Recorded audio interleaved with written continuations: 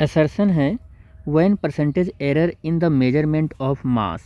तो मास को मेजर करने के लिए यहाँ पर जो परसेंटेज एरर है और वेलोसिटी वी आर जो मेजर किया गया है वेलोसिटी उसका परसेंटेज एरर है। तो वेलोसिटी को मेजर करने में इतना और मास को मेजर करने में इतना परसेंटेज एरर हुआ है। अगर मैं मास को मेजर करने के लिए परसेंटेज एरर लिखूं तो वो इतना लिखूंगा और इसकी वैल्यू 1% है। और वेलोसिटी को मेजर करने में जो एरर आया है उसका मैं लिखूं तो ये 2% आया हुआ है। कह रहा है percentage error in kinetic energy. कह रहा है अगर मास में इतना परसेंटेज एरर है और वेलोसिटी में इतना परसेंटेज एरर है तो एनर्जी में क्या 5% परसेंटेज एरर है। तो ये चेक कर लेते हैं।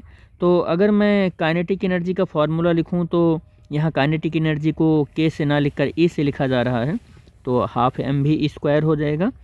और इसकी अगर मैं फार्मूले को बनाऊं परसेंटेज एरर के फॉर्म में तो 1/2 का कोई परसेंटेज एरर नहीं होगा और मास का होगा del M by M into 100 और प्लस वी स्क्वायर का 2 हो जाएगा और del V upon V into 100 हो जाएगा। और ये जो वैल्यू है ये वैल्यू पूरी की पूरी वैल्यू 1% गिवन है प्लस 2 और ये पूरी वैल्यू कितना गिवन है 2% गिवन है। तो यहाँ से कितना हो जाएगा 2 to the 4 + 1 5% जो है वो percentage error in kinetic energy है जो असर्शन में दिया गया है, जो कि सही भी है। तो असर्शन मेरा सही है, असर्शन जो है वो सही है।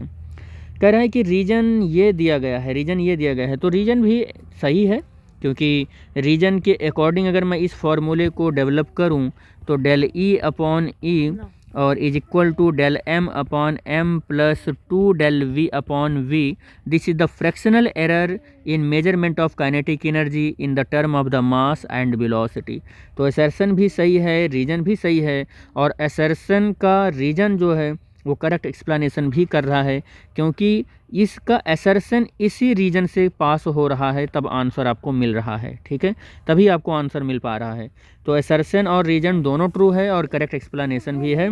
That's why the option of this question, option A of this question is correct.